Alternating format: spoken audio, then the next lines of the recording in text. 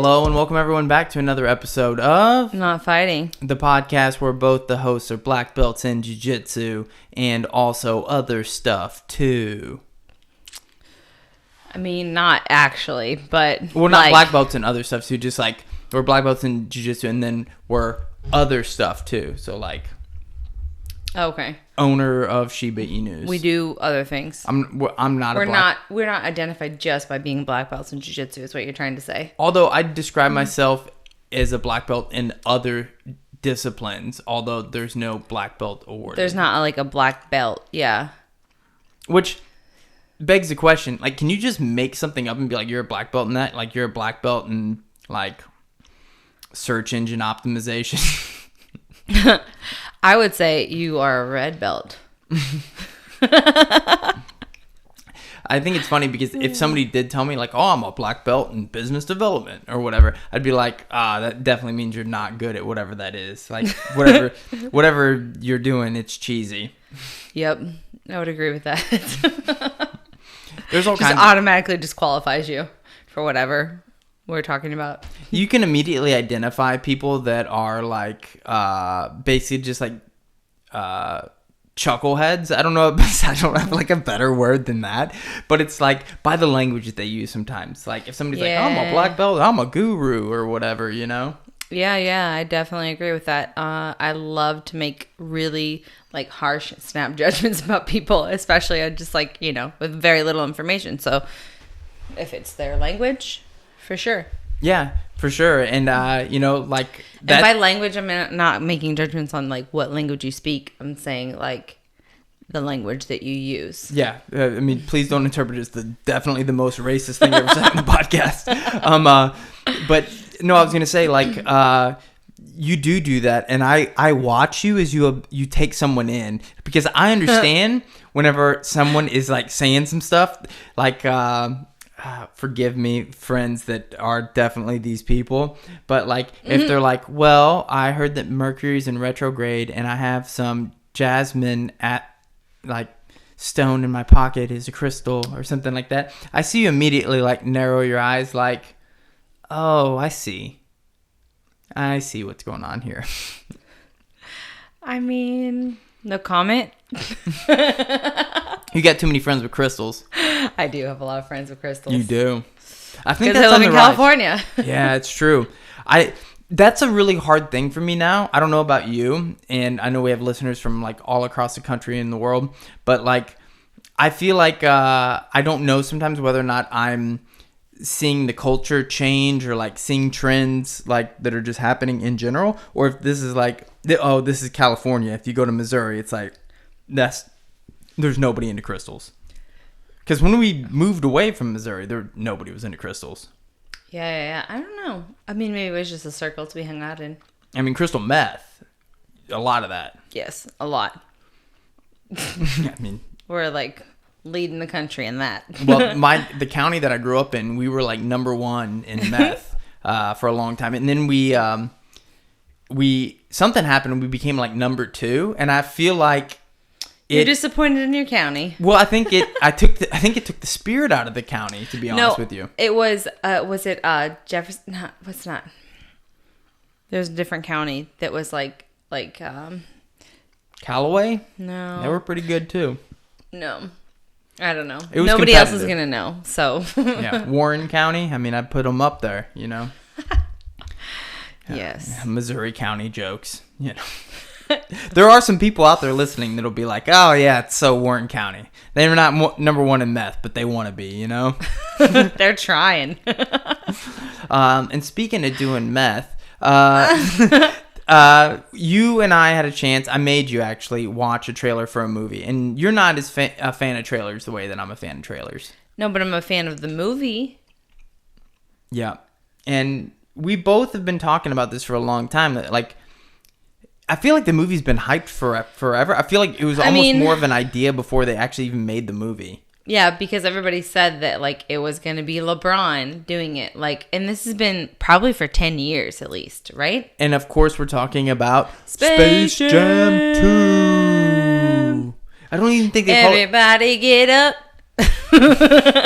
I thought you were gonna do the whole thing. I was like, No. I was ready to let you do the whole bar. No, like it's funny because they don't even call it Space Jam 2. What do they call it? I didn't even pay attention. I think it's called The Space Jam, like New Era, or something. I mean, a lot of sequels don't say like whatever 2, so that's like not the thing that I'm gonna get hung up on. But there was a lot of things that watching it, like number one, there's no Monstars. They have an opposing team, but what are they called? I forgot what it was. I don't know, but it's like something inside of a computer, and then like. And Don Cheadle is like the bad guy, but like he's not a cartoon. And also, he might be the a bad computer, guy was a cartoon. And then he's like, "You're gonna have to something," and then he sends him to like where they steal his son, like LeBron's son. But the thing. This is the big one, and this is the big one, folks. The thing that I didn't like about it, and I don't know if I'm gonna say the big one. Oh, never mind. Is that there's two things.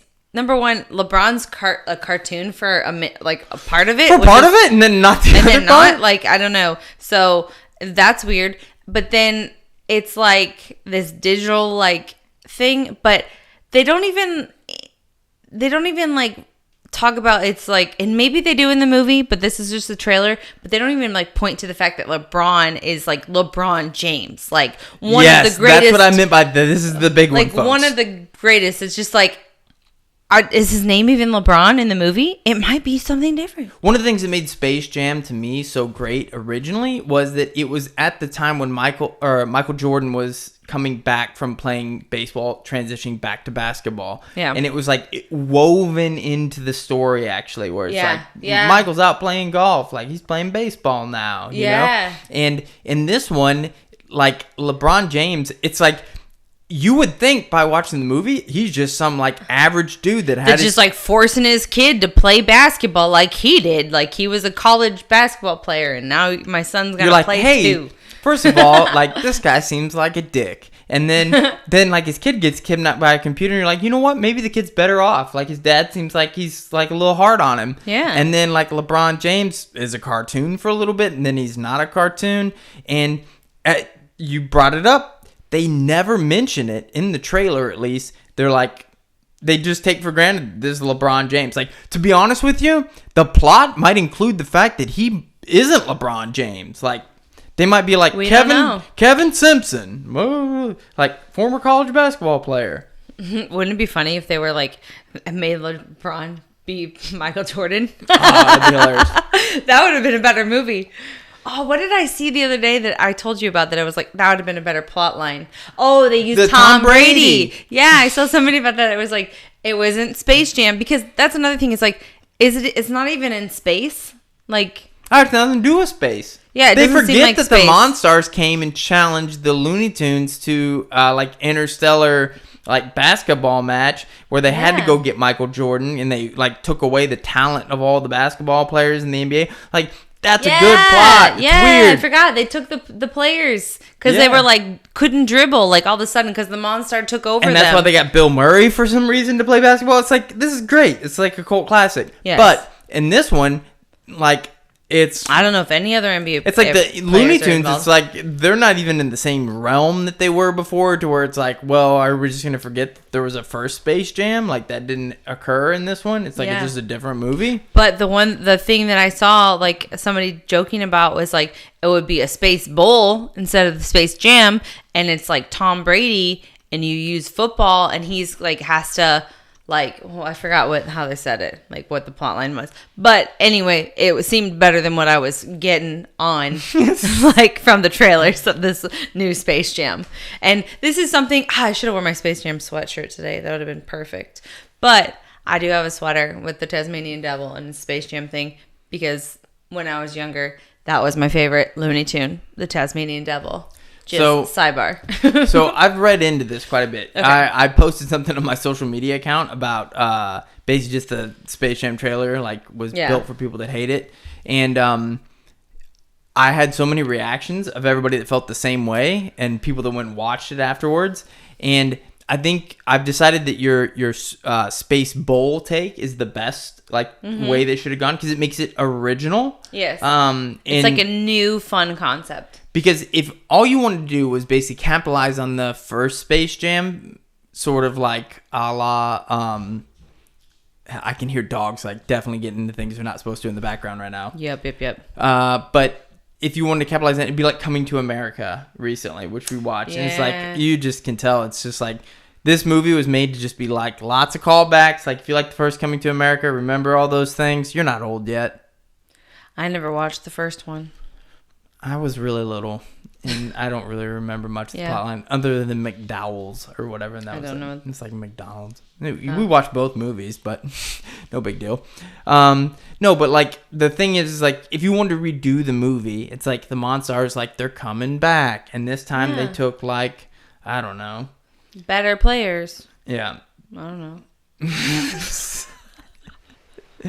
and in this one like they get the Looney Tunes get LeBron, and then because that was the thing is like the Looney Tunes, it was all about the Looney Tunes. Like they set out to go find Michael to come play for them. And this one, it's like, oh no, LeBron's kid's kidnapped, and it's weird. I don't know. It's just like very different. Doesn't seem to make any sense. I feel like they're trying too hard, and they made it worse. Yeah, I feel like one of the things that I had heard was like the movie had been through like dozens of rewrites, and like one of the things was like kids today, they don't watch the Looney Tunes. You got to make it fun. You got to have computers in there and like give like then a hat tip I don't know, like Fortnite players or something. Yeah, that's what they were saying is like they need to give like all these hat tips to these other video games things. It's like that's a different movie. Like then do like I don't know, do the same movie but do with the same like that stuff. Like don't try to involve the previous Space Jam in it. Yes. If you're gonna like can use the Looney Tunes still, then like use the same thing. Yeah. Now with your Tom Brady. Also, just like another thing is I was listening to a podcast that they would talked about like is the music good, and I'm like because Space Jam you wanted that soundtrack because they had some of the best music, and still to this day like some of that music gets me hype. Yeah. Everybody get up. It's time to jam now. Also, like, I believe I can fly. Yeah. But R. Kelly, like, we can't really talk about that. Nah. But people forget that was R. Kelly. Wait, was that R. Kelly? Was that? I thought that was Seal. No. Seal had a song in that soundtrack, too, that was a banger. I don't know. There's a lot of bangers in that thing. A lot of bops, if you will. Yeah, no, it's the same song. Yeah. I believe. Anyways. Well, that was the most on tune you've ever been. Yeah, I am completely tone deaf. It's like hilariously so. But I'll end with this because we've talked way too long about Space Jam. I just have a real strong take on it. I mean, we've been anticipating this for years, and we've been so excited because it was probably the greatest movie of our childhood. One of the favorites. Did you even call Michael Jordan to find out if he would just do it? Or just be like a cameo.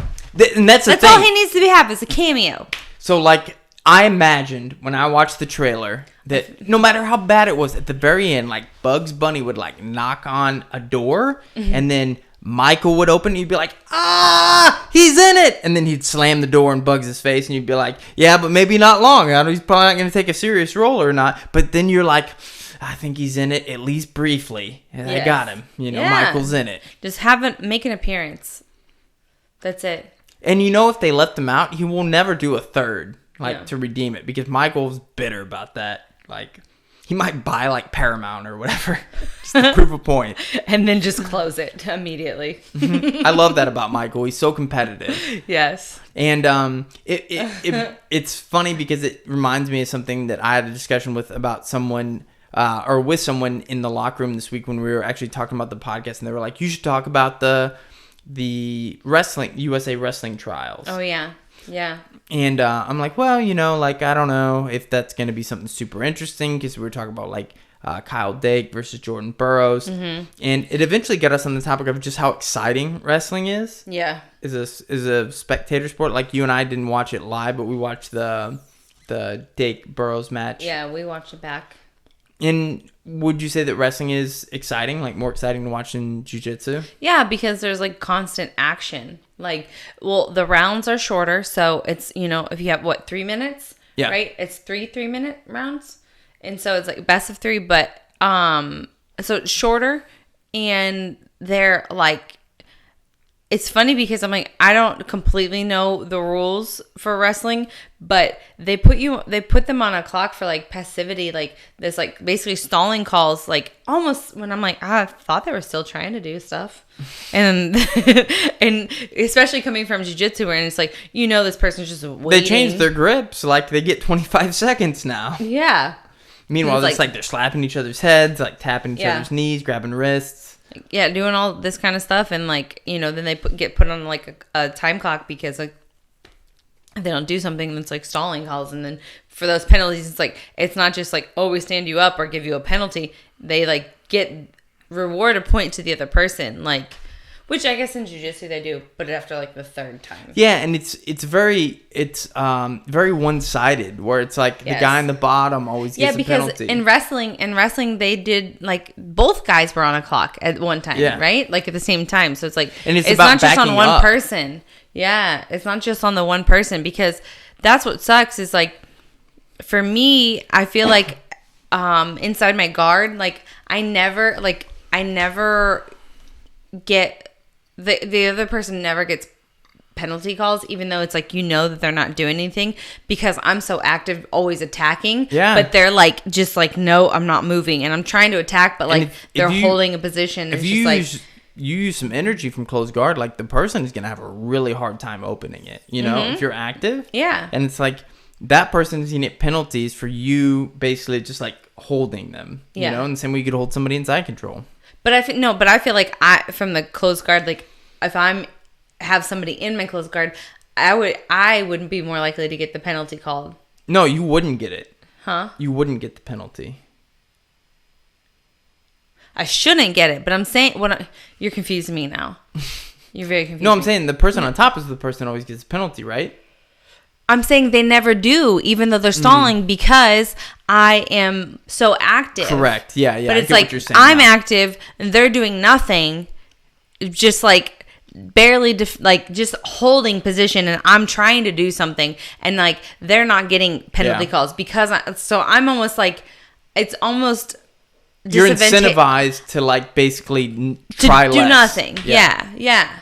And like that's the thing where I'm like, oh, this is more exciting. So, but in jiu-jitsu, it's like everybody thinks that the general consensus, and I think it comes from like an old school thought, is that like longer time or like no time or submission only, like those things are all make it more exciting, but it doesn't. Yeah, it just doesn't. Yeah, like it's just like in so many aspects of business, it's like deadlines drive like results. And it's what happens when in the last minute of a match. I'm a procrastinator. I need a deadline. Yeah, and that's what it's like in wrestling too. When you're going to get a penalty and the match is really short, it's like all of it's condensed to this very short period of time. Yep. And in jiu-jitsu, it's like, unless you're better than somebody, you're going to be very calculated in most cases. And then what's going to happen is basically you're going to settle into what you feel like is like, I like where things lie right now. Now we need to burn some time. Like we need to fight back and forth, but I'm not taking any risks until I have to. And then, 9 minutes blur by and nothing happens. Mm-hmm. So I do think they could change the rules of jiu-jitsu to be like that. But it was interesting because this gentleman brought up an interesting point, which is in sports, should you be altering aspects of the game itself to make it more exciting? I mean, wrestling and judo are both points in which this has happened. Mm-hmm. And some people like kind of pan that, but I I enjoy watching both those sports far more than jiu-jitsu. Yeah. And they brought up the point that like, and I don't even know what's going on half the time. There's a debate in women's basketball that you should lower the rim to make it more exciting, because women obviously are not as tall as men are. For a 10-foot rim, it's very difficult. Yeah, because women can't dunk on it. But yeah, that's what it's. I think a lot of the things with, I mean, if women could dunk, and it was a lower rim, I think it would make it more exciting in a lot of ways. But there's also the pace of the game that's just a lot slower with the women. And that's like something like my youngest sister is like really big into basketball. She played in college and she's a huge fan. But and a coach, by the way. Yes. And so that's the thing that she's always talks about. She's like, the guy's game is just a lot more fast paced. So a lot more happens. So that's why it's more exciting. But I don't know, if you lower the rim, it might be easier for them. Like, it might speed up the game in a little bit in ways too. And I think that's just if you're looking at statistically the average height of a woman in basketball versus a man playing basketball, like the women are tall for women, but like the men are tall for men too. So it's just the sizes are different. Yeah, but yet the rims stay the same size. Yeah, the rims the same. So let me ask you this question: for MMA, for jiu-jitsu, should women have a smaller combat area?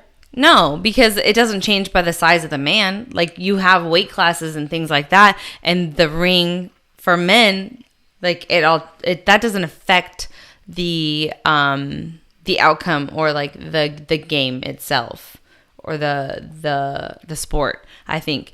So I see what you're saying. I would argue, I'm on your side with this, but I would say my argument is basically that the area of the combat area, like from a roosterweight man to, the strawweight woman to the heavyweight man, it's like it has no real impact. It's like that's just just the geometry of their size. In basketball, it dictates a portion of what is available within the game. Yes, 100%.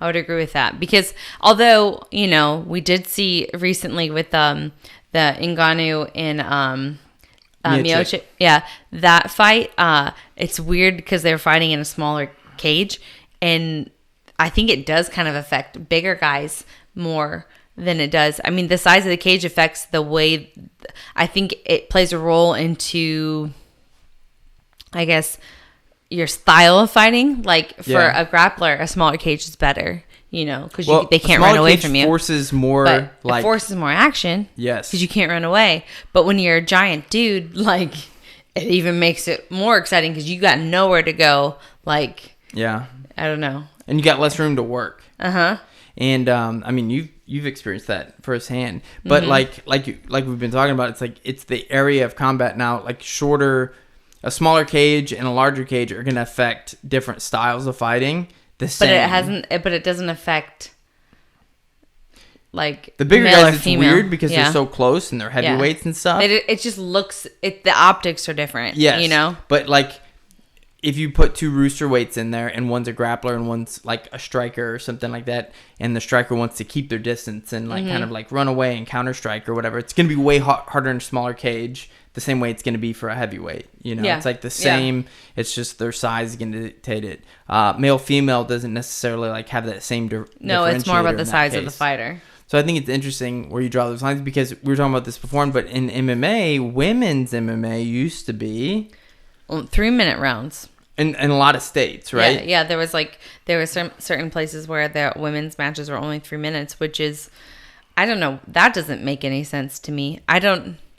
But I'm not against a shorter time length, but I'm against it for like just gender purposes, because I don't understand the thought process of that. Like, what's the benefit for females? A lot of MMA promotions abandoned. I believe it was Illinois. It might have been Missouri. Illinois has done a lot of dumb stuff with because they were so anti mixed martial arts in general. But I believe, and this is probably not correct, but like they wanted women to not only wear headgear in professional fights, but they also wanted them to wear elbow pads, I believe. Oh, really? Yeah. Oh, I didn't know elbow that. pads and maybe knee pads too. Of course, because we're so delicate, we can't possibly like take a punch from another female who can't really. A woman can't take a knee without a pad on it. But a man can, because and it's so dumb, because it's like the same people that would say like women are weaker. It's like, well then like we're not going to be able to generate as much force with those strikes. So we should, if anything, make the men wear that stuff, because they're going to be stronger. They're going to hit harder.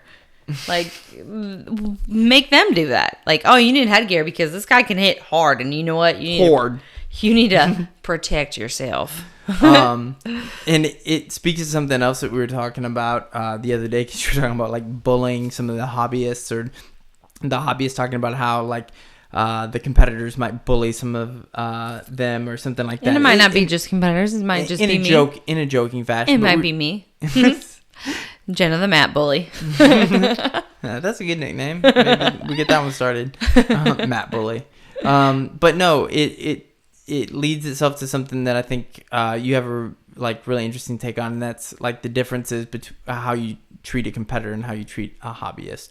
Yeah, I think that's something that people, some coaches get twisted, you know, for a lot of like competition classes, like these people are here to train hard. They need to be pushed to their limit. They need to be this and that. But like hobbyists, like, no, they're here because this is like something they do to get in shape. This is something they do to like really stress, just, you know, forget about life for a minute and that kind of thing. But me, I love to tease a lot of the hobbyist jiu-jitsu people in a loving way. There's one comes from a good place. Yeah, there's a couple that trains with us, and one of the so her husband started a lot before, like years before her, and she's purple, he's brown now. And I have been joking with him for, I don't know, the last year about like pulling like a Tanya Harding on him, like something like that, to like injure him so that Hopi can catch up. Yeah. And sorry, she can. We doxed you on the podcast. But you know, Hopi and Chris, both of them. But I want her to be able to do the same thing that I did and get her black belt before he gets his. And so that was my joke. But then she got injured and she just had a surgery on her knee. So I'm like, I really got to like buy some time now. Yeah, she's like, can you hurt Chris? I'm like, yeah. And I don't get to train with him. So I'm trying to like get Tyler to do my dirty work on the mat. And I'm like, yeah, just what would you like injured? How long do you want him injured? I can do whatever.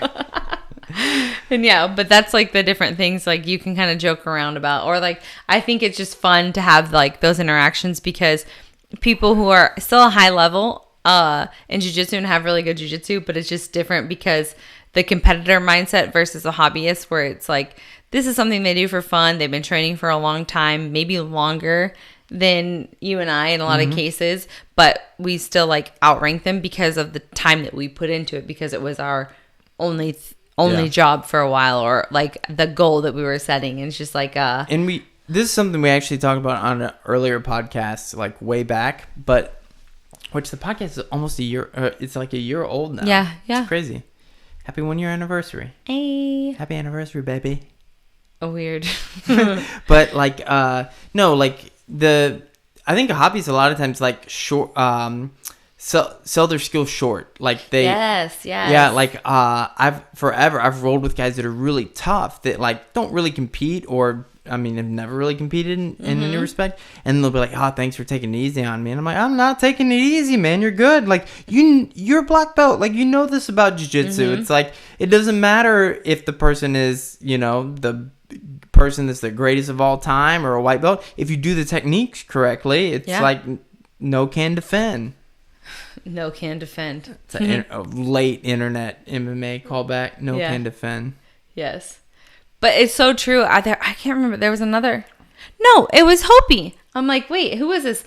I remember training with her, coming to train for, I was getting ready for Worlds, and I was just visiting San Diego. And I remember her and this other girl, Tracy, that I would come train with them. And I, like, Tracy was, we were like, she was like just the belt underneath of me at the time. And so, I mean, they're both really tough. And I remember like talking to both of them, like, and they're like, oh, like, you know, like, sorry, like, you know, like things like, oh, you're just going to kick my butt, or like, you're just like, I'm sorry, I can't like be better for you or whatever. I mean, no, like you guys are good. Like, don't sell yourself short. Like, also now you're making me feel bad, because you're making me feel like, I'm like, that was not I was trying hard. That wasn't an easy round. Like, you know, those kinds of things. And you get those, but when people do that, like, I do take the time to like be like, no, like don't sell yourself short, but then also I also love to be like kind of like bully them and be like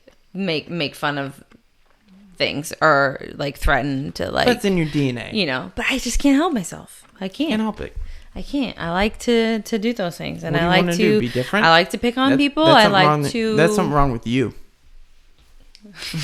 No, but I think it's interesting because it begs the question of like, if you're a female in jiu-jitsu, and you're like, I want to date a jiu-jitsu guy, do you date up or do you date down? Here's the thing. Do whatever you want.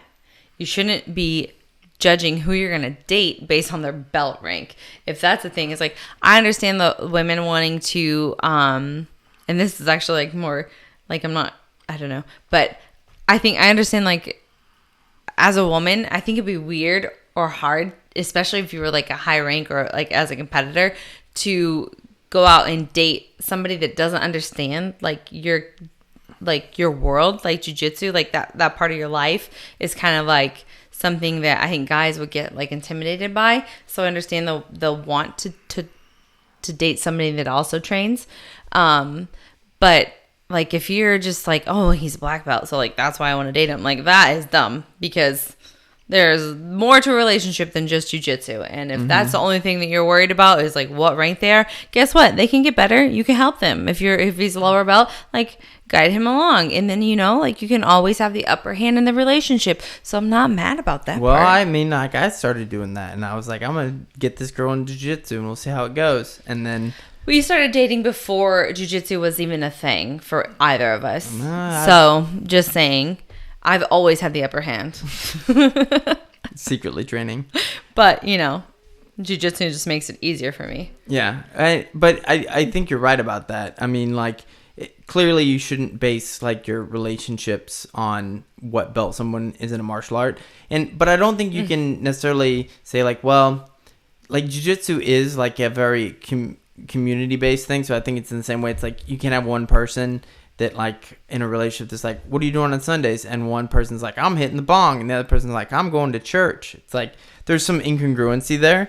So I think you have to have that communal aspect where it's like the person has to be able to, like, understand and get into that. But I think they can also occur if someone is, like, in something similar. Like they're a world-class surfer or wrestler or lifter. Like something else in, like, a sport. Like I think they can understand, like some kind and of like athletic endeavor. Yeah, something that's similar. But I agree with you 1,000%. Like if your sole goal is like, I need to date like a black belt, or I need to date like one belt up or whatever it is, it's like, yeah, I mean that's the only criteria that I'm just gonna say it, like that's a dumb way of looking at things. And this is me telling you that I had females underneath me, and I don't care if they hear this because I thought it was dumb then, and that they put on a list to our professor that their goal for the year, because he would ask for like people to send him their yearly goals, like in jiu-jitsu basically. Both of these girls put that their goal was to date a brown or black belt. They both did. But so dumb. That bothers me. The point anyway. is like it's like irrelevant criteria. You know, it's like the only criteria that fulfills is that person like, you know, the word that I want to say is like it's in my head and I can't say it. Are they competent? Yeah. At jiu-jitsu, and what is their level of competency? That's the only thing you can determine. Because you can be a black belt and be like not good. You can be not good, but like theoretically you should be. But even if you are good at jiu-jitsu, it means you're. It doesn't mean that you're a good person. It doesn't. Yeah, it doesn't define who you are as a human being. So it's like when we're talking about relationships, if it was just if you and I were only together because of jiu-jitsu, like we would have broken up. We would have been like split up a while back because our careers. Like I took the athletic endeavor of jiu-jitsu and you veered off into like a different... We're profitable endeavors. Exactly. Yes. And, I'm just saying from like, if you are a girl who wants to date somebody in jiu-jitsu, like, guess what? They probably going to be broke for a minute. So get somebody who is like, forever. Get somebody in that, like, making that bank, like, working a real job. Burger King or something, No, but it's just like, I think it bothers me because it's just such it's a very shallow, like, thing. It's like, oh, I only will date guys that are like over 6'1" or whatever. I'm like, I don't know. Yeah, I like tall guys. That's better criteria in some ways because at least it's like, well, that's what you're attracted to. I mean, you can be attracted to a black belt, but you can also become like very not attracted to a black belt. Yes. But we've touched on a wide array of topics today. Yeah. And one of the things that, like, we mentioned multiple times, like conversations that we got for today's podcast from just discussions with friends that we have that listen to the show, and it something that we often talk about, which is what conversations are we having do our listeners enjoy the most, And we actually have a survey that I would love for people to fill out. It's super short. It's like 3 questions. Like, Jenna, it's only 3 questions, guys. So you could do us the world's biggest favor and go to not-fighting.com/truth. Not-fighting.com/truth and tell us the truth. Just give us answers to 3 questions, and it will help us like continue to make the show. And then like there's an option you can write in stuff, so it's like if you're like, I hate all of this, then that's fine too. We're fine. We can handle it. And it brings up a question that has been a very hot topic that I can say that I have no support for, and that is the 3rd question is what are pretzels? Are pretzels bread? Well, we already like cereal? Obviously everybody agrees with me. The pretzels aren't chips. They are bread. And science and everything else also agrees with me. It's been proven through multiple like facts. So you're wrong. You need to just accept that and know that I was correct as per usual. Your description of science and it's been proven by facts, like, I don't have an answer for. It's so perfect. And so, yeah, it's definitely been a point of emphasis. And I can say... Yeah, I got that from, like, the government telling us about the coronavirus. Yeah, California is definitely going on the science and yes, proven facts. But, yeah, I think it's... But I actually have real facts.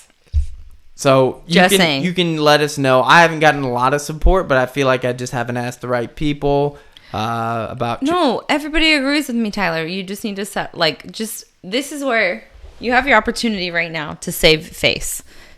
You can save your reputation. I'm gonna wait till all the science is in. The science is settled.